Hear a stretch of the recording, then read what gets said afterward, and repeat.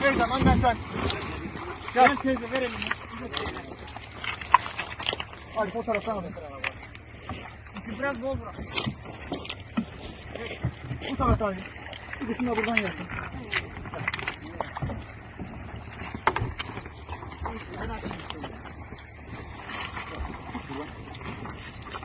Allah sizi ister inşallah. Allah razı olsun teyze.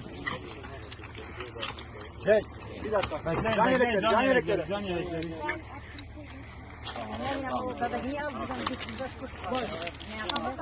Başka kalmadı. Can yeleği.